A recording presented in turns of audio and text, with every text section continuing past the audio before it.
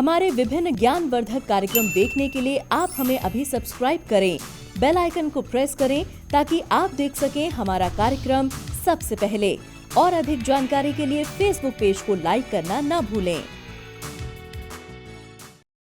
जय माँ इंद्राक्षी।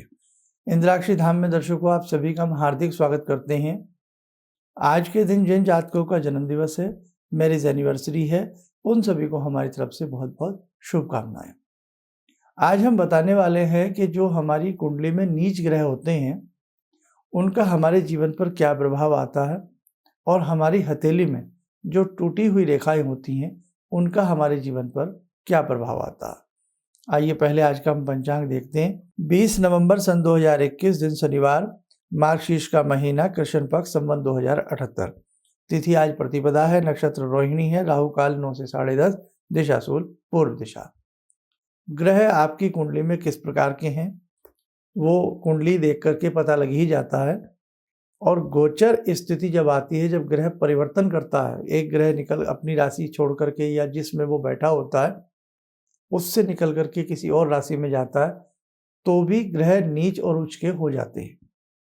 हमें जो जन्म का हमारा ग्रह होता है, हमें देखना होगा कि हमारे जन्म के ग्रह नीच राशि में है या उच्च राशि में। जैसे सूर्य है, सूर्य तुला राशि के जब भी होंगे नीच राशि के होंगे। मेष राशि के सूर्य जो होंगे उच्च राशि के होंगे। ठीक इसके विपरीत शनि है। शनि क्या है कि शनि तुला में उच्च के होंगे और मेष के नीच राशि के होंगे। ऐसे ही शुक्र हैं। सारे ग्रह इसी प्रकार से अलग अलग हिसाब से वो उच्च और नीच के होते हैं। ये पूरी टेबल है उच्च और नीच की। ये हमने अपनी ज्योतिष पाठशाला जो कार्यक्रम, आप हमारा प्लेलिस्ट में जाइए, उसमें आपको ग्रहों का ये सारा समझ में आ जाएगा। आज मैं जो समझाना चाह रहा हूँ, जो ग्रह किसी भी जातक का जन्म का नीच राशि में हो या गोचर में भी नीच राशि में आ जाए लंबे अवधि के लिए, है ना, लंबी अवधि में, जैसे ग्रह शनि है 2.5 वर्ष के लिए राशि परिवर्तन करते हैं।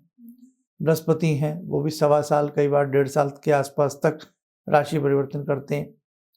तो जो लंबी अवधि में नीचगत हो जाते हैं ग्रह, हमें उनका उपाय भी जरूर करना चाहिए।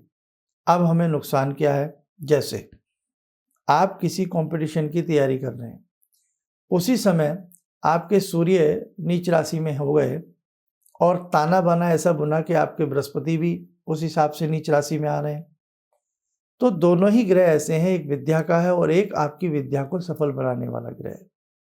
तो आप कहीं ना कहीं बहुत मेहनत करके प्रयास कर लें तो कुछ हो जाए, नहीं तो भाग्य से कुछ नहीं मिल पाएगा। आप किसी जॉब को पाना चाह रहे हैं, आपने अभी लोहे का व्यापार शुरू किया है, कोई उद्योग लगाया है आपने, और उसी समय आपके शनि नीचगत हो जाए तो आपको दिक्कत आएगी। आप शादी करने वाले हैं, शादी आपकी होने वाली है और विवाह भाव के स्वामी ऐसे हो जाएं, नीचगत हो जाएं, तो दिक्कत की स्थिति है। संतान की स्थिति है, धन की स्थिति है, स्वास्थ्य की स्थिति है, हर स्थिति पर ग्रहों का नीच और उच्च का प्रभाव आता ही आता है। आप ऐसे समझें, ये ना समझें कि सूर्य कभी कभी नीच के हो सकते हैं, मंगल कभी नीच के हो सकते हैं। ये भाषा है वो वाली कि नहीं हो सकते, लेकिन अगर ज्योतिष के गणित की हम बात करें तो वहाँ ये भाषा अप्लाई होती है, वहाँ नीच और उच्च चलता है, वहाँ के गणित से ही जीवन का गणित निकलता है। इसलिए मेरे साथी को ध्यान रखना, आपका कोई भी ग्रह अगर उच्च राशि में जाएगा अच्छा फल देगा, नीच राशि में जाएगा तो निम्न फल देगा। लेकिन एक चीज और बताएं आपको, अगर कई ग्रह एक साथ नीच के हो जाएं तो उसका अत्यधिक फल खराब होगा। कई ग्रह एक साथ उच्च के हो जाएं, अत्यधिक फल अच्छा होगा। तो कहने का भाव, एक चीज में हमें डरना भी नहीं है कि कई बार आपका कोई ग्रह बहुत उच्च का है, एक ग्रह, और आपको ये लगे कि भाई उच्च का तो है लेकिन इसका फल अच्छा क्यों नहीं मिल रहा। तो फल कई बार इसलिए अच्छा नहीं मिलता कि आप जन्म कुंडली को देख रहे हैं, जन्म की बात को, और कई बार जब गोचर की स्थिति में वो ग्रह नीच का आया हुआ है तो उसका फल आपको अच्छा नहीं मिलेगा। या किसी पापी ग्रह की दृष्टि में है, या खुद वो ग्रह अस्त बना बैठा है। तो कई बार गोचर स्थिति भी देखना हमें नहीं भूलना चाहिए। उस स्थिति में भी ये ग्रह हमें कमजोर बना देते हैं। दूसरी बात, ऐसे हमारे हाथ की रेखाएं हैं। अब हाथ में गिनती की 4-5 रेखाएं होती हैं, मुख्य 8 रेखाएं होती हैं, लेकिन किसी के कई बार वो 8 की 8 रेखाएं भी हथेली में नहीं होती हैं। मध्य से निकलने वाली भाग्य रेखा और मध्य के साइड में अंगूठे को घेरती हुई आयु रेखा, मस्तिष्क रेखा, सारी मैं अपने साधकों को पहले बता चुका हूं। अगर ये रेखाएं भी खंडित हों, भाग्य रेखा खंडित है, भाग्य में कहीं ना कहीं आपके समानता नहीं रहेगी, आपके जीवन में कष्ट आपको ज़्यादा उठाना पड़ेगा। हृदय रेखा कमजोर हो, मस्तिष्क रेखा कमजोर हो, हृदय की बीमारी तक हो सकती है और आपके मन में हर समय अशांति व्याप्त रहेगी। आप या तो सोचते बहुत रहेंगे या हमेशा नकारात्मक सोच जाएगी या मन में घबराहट, भय, अज्ञात भय, बहुत सारी चीज़ें आपको जीवन में इस प्रकार की उथल पुथल तंग करेंगी। तो हमेशा ध्यान रखना, ये बहुत अच्छा सब्जेक्ट है आपकी कुंडली का भी और आपके हाथ की रेखा का भी, जिसे हम सामुद्रिक विज्ञान या सामुद्रिक शास्त्र भी कहते हैं। कुंडली आदि आपके पास ना हो, डिटेल ना पता हो, तो आप हाथ की रेखाओं से अपने ग्रह अच्छे और बुरे भी जान सकते हैं और उनका आप उपाय बहुत अच्छे से कर सकते हैं। कोई पंडित जी आपको नहीं मिल रहे हैं, कोई उपाय बताने वाला नहीं मिल रहा है, बस आपने किताबें तो सब मिलती हैं ना, या कोई जैसे हमारा कार्यक्रम आप सुन रहे हैं, प्ले लिस्ट में जाएंगे, उसमें उच्च नीच ग्रहों की स्थिति आपने कॉपी में नोट कर ली और उसके बाद अपनी कुंडली खोली, आपने उसमें से नोट डाउन कर लिया। अब ग्रहों का उपाय है, बृहस्पति का उपाय वो भी आप कर सकते हैं, मंगल का कर सकते हैं। सबसे अच्छा सरलता रहती है, हर ग्रह के बीज मंत्र को आप पढ़ सकते हैं। बहुत लोग तो ऐसा करते हैं कि शुक्र आता है, शुक्र के बीज मंत्र की एक माला करते हैं, मंगल आता है, मंगलवार के दिन उसके बीज मंत्र की एक माला करते हैं, मंगल का रंग लाल होता है तो लाल रंग का उस दिन दान कर देते हैं। ये तो हुआ बहुत आसान सा प्रकरण, लेकिन अधिक गहराई में जाने के लिए आपको किसी मर्मज्ञ की जरूरत पड़ेगी। छोटी मोटी दवाई तो हम घर में खा करके अपना नज़ला, खांसी, जुकाम ठीक कर लेते हैं, लेकिन जब कोई बड़ी चीज़ हो जाती है उसके लिए हमें कोई विशेषज्ञ, अच्छे डॉक्टर को ढूंढना पड़ता है और हमें फिर अपना इलाज भी कराना पड़ता है। वैसे ही मेरे साधकों, आपकी ज्योतिष में है, आपकी कुंडली में है और हस्तरेखा शास्त्र में होता है। बस कहने का मेरा भाव ये है कि हमारे जीवन में हमारे ये ग्रह उच्च के हों या नीच के हों, इनका बहुत बड़ा प्रभाव हमारे जीवन पर आता है। ऐसे हाथ की रेखाएं खंडित हों, टूटी हों या अच्छी हों, तो उनका प्रभाव भी हमारे जीवन को, टूटी रेखाओं का प्रभाव जीवन को दुख देता है, नीरस बना देता है, धन की कमी देता है, मान सम्मान की कमी देता है। सूर्य रेखा टूट जाए, मान सम्मान जुड़ेगा ही नहीं उस व्यक्ति का। धन रेखा टूट जाए, जिसे हम भाग्य रेखा कहते हैं, वो व्यक्ति पसीना बहाते बहाते बेहाल हो जाएगा, लेकिन उसके बाद धन संचय नहीं हो पाएगा और कई बार तो धन आ भी नहीं पाएगा, संचय तो बाद में होगा। तो ये रेखाएं भी पूरा असर करती हैं, इसलिए आप इस विद्या से लाभ ले सकते हैं। कहीं भी आपके आसपास कोई ऐसे मर्मज्ञ हों तो आप मन को मार करके जीवन ना जिए। भाई, जीवन बहुत कीमती है और इस कीमती जीवन को और कीमती बनाने के लिए कुछ हमें कीमती उपायों की आवश्यकता जीवन में होती है। आइए मेरे साथ को समय हो चला आज की ध्यानमाला का। आज की ध्यानमाला में हम जुड़ते हैं जगजननी भक्त वत्सला भगवती देवी माँ से।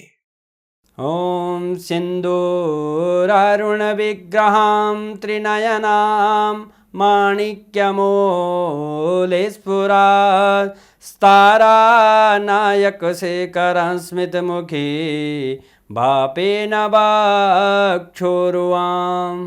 पाणिभ्यामलपूर्णरत्नचषकां रत्नोत्परां बिभ्रति सौम्यां रत्नघटस्थरक्तचरणां ध्यायेत्पराम् अम्बिकां खड्गं चक्रगदेषु चापपरिगान् शूलम्बुशुण्डिं शिरा शङ्खं संदधतीं करे स्त्रीनयनां सर्वाङ्गभूषावृतां नीलास्मद्युतिमास्य पाददशकां सेवे महाकालिकां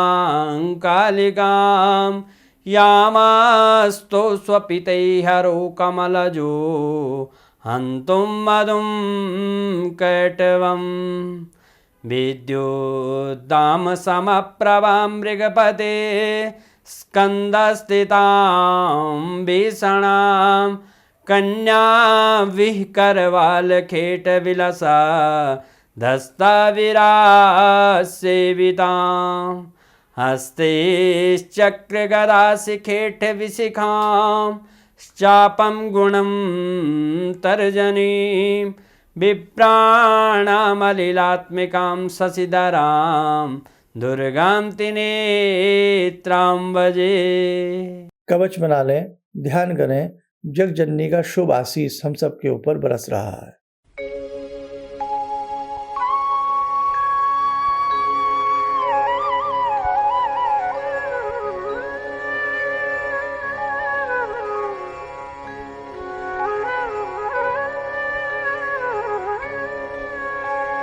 ओम बोलते हुए नेत्र खोलें, सामान्य हो जाए।